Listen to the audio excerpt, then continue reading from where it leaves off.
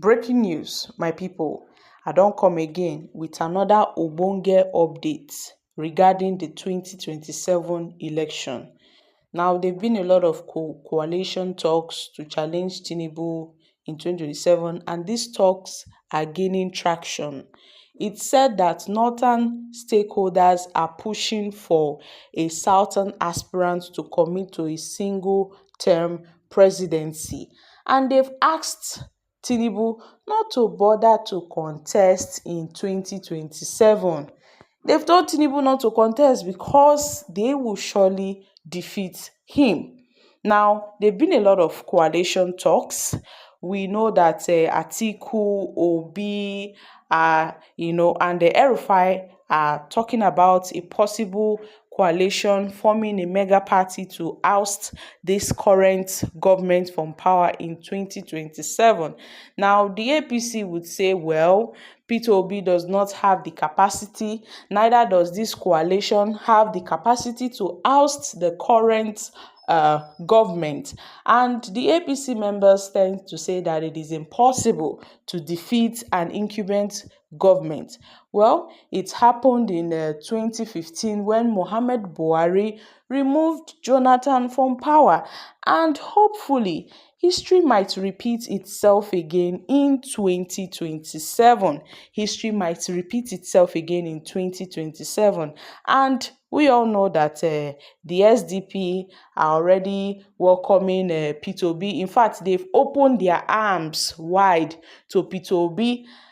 I guess they are sending an invitation to Peter Obi to join them officially, as El-Rufai dumped the APC some few months back and joined the SDP.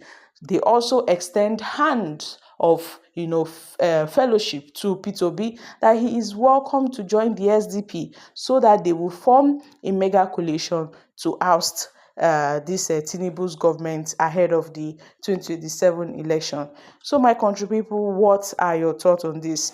I feel that this coalition will really go a long way. But if we don't change some things, like changing the INEC chairman and putting some things in place, then I don't know if this coalition will have head. There are rumors spreading that Atiku Abubakar may not emerge as a presidential candidate, because there are also talks that Atiku should hold on nursing his presidential aspiration, as it is not the turn of the North. Or perhaps if Atiku were to contest, he would run for only one term. He would rule for one tenure. He would only rule for 4 years, and after 4 years, he will hand over to another person. So these are just talks undergoing concerning, the 2027 presidential election. But then the SDP candidate has reacted to How this. would you rate these government? Are they able to secure this country economically speaking?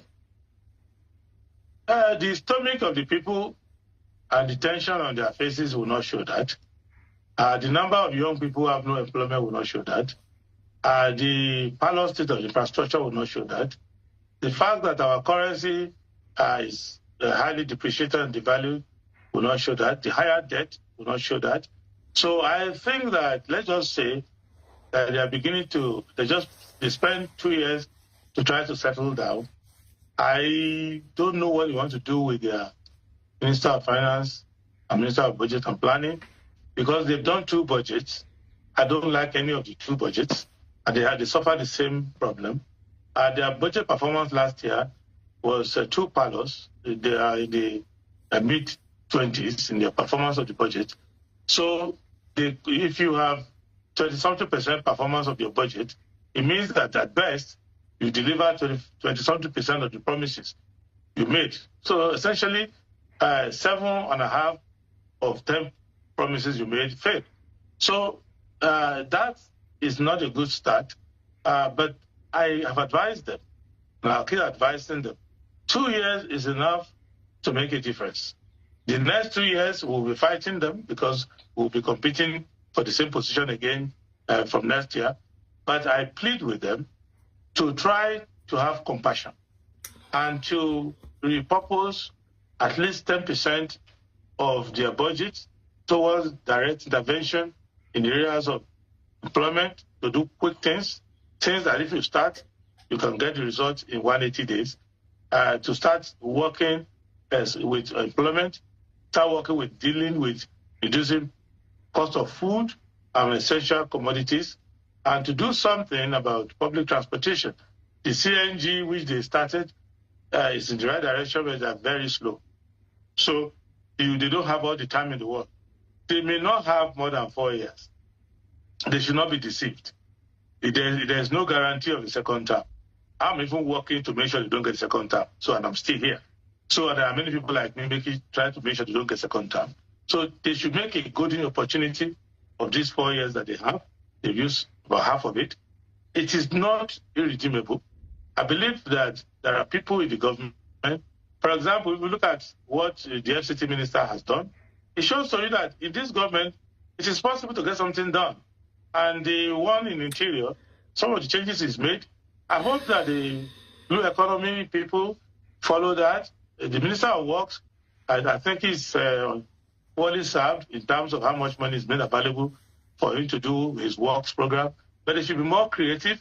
They should find a way to manage that and dwell into getting private capital in the country. There's a lot of private capital in people's hands in Nigeria to try to find a way to raise funds for infrastructure.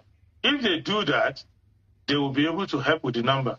The fact that they went to start adjusting the basis for calculating inflation, well, you can do that, but rebasing the inflation database is not going to change the actual reality on the street. So why don't you combine that with doing something on the street?